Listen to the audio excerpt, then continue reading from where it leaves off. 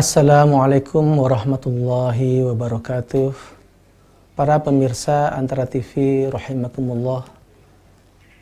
Pada pertemuan kali ini kita akan berbicara walaupun sangat singkat terkait dua kata yang sangat populer setiap kita memasuki bulan Ramadan. Kata itu adalah as-siyamu dan as-saum. Dua kata ini dua-duanya ada di dalam Al-Quran. Cuma kata as-siyam lebih banyak disebut daripada kata as-saum. As-siyam disebut sebanyak 9 kali dalam 7 ayat. Dan as-saum disebut hanya sekali dalam 1 ayat. Menurut pakar filologi Arab,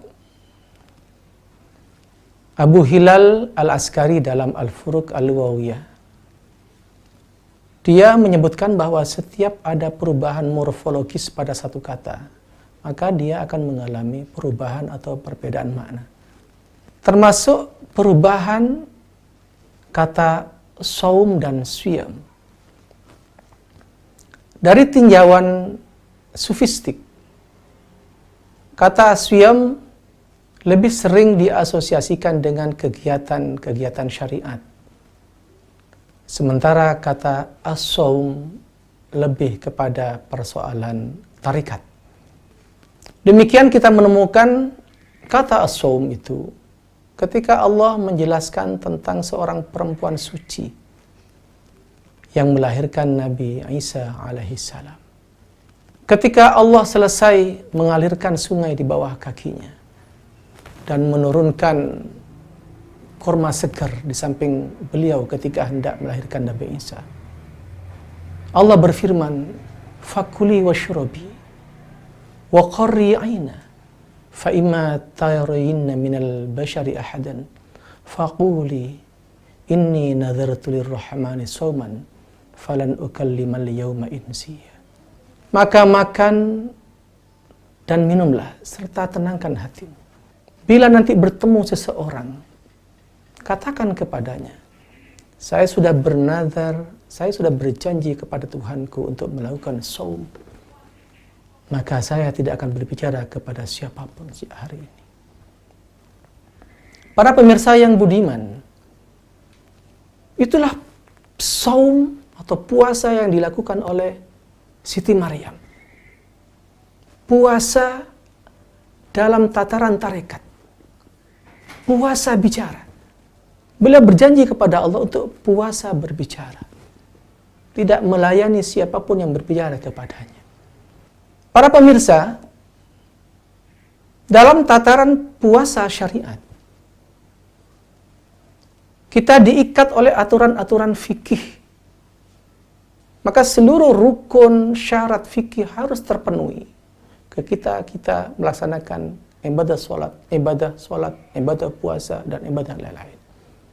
Ketika kita berpuasa, kita harus menahan untuk tidak makan, tidak minum, kumpul suami istri sejak terbit fajar hingga tenggelam matahari. Itulah puasa dalam dimensi syariat. Tetapi puasa dalam dimensi tarekat adalah ketika kita mengendalikan semua kemampuan indrawi kita, baik lahir maupun batin.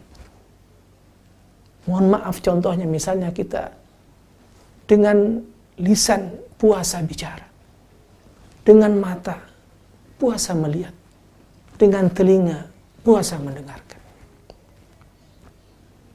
Karena Siti Maryam puasa bicara, Allah membuat bayi itu yang berbicara.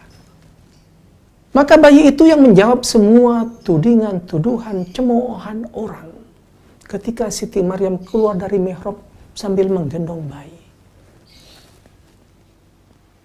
Oleh sebab itu, para pemirsa sekalian, kalau kita bisa dan terbiasa melakukan puasa bicara, insya Allah kita akan mendapatkan kesempatan menikmati pengalaman sebagaimana dialami oleh Siti Maryam.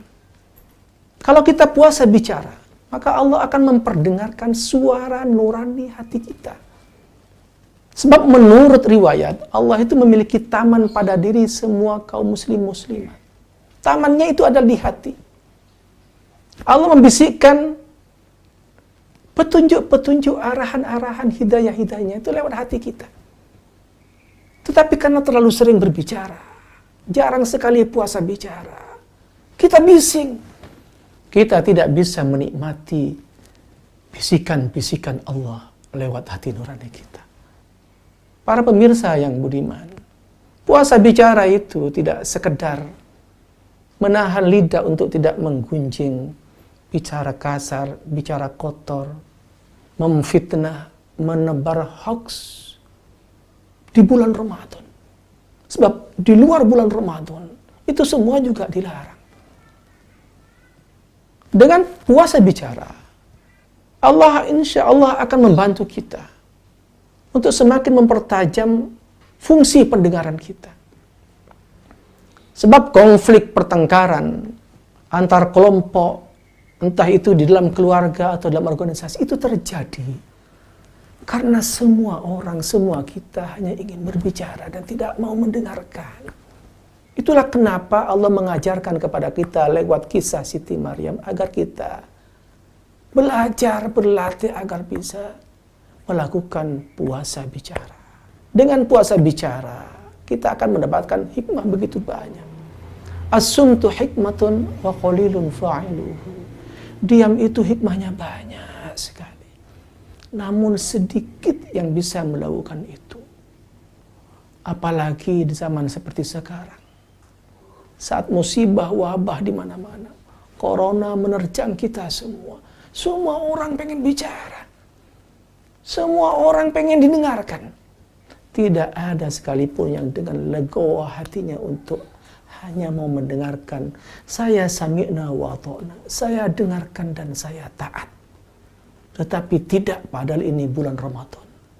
Para pemirsa sekalian, mari kita belajar meningkatkan grade puasa kita dari domain syariat menuju puasa berdomain hakikat. Sebab dengan itu kesehatan lahir batin akan kita capai. Para pemirsa yang budiman, itu yang bisa saya sampaikan. Semoga kita bisa mengambil pelajaran dari kisah puasa Siti Maryam ini. Allahu a'lam bishawab. Wallahu muwaffiq ila aqwamit thoriq. Wassalamualaikum warahmatullahi wabarakatuh.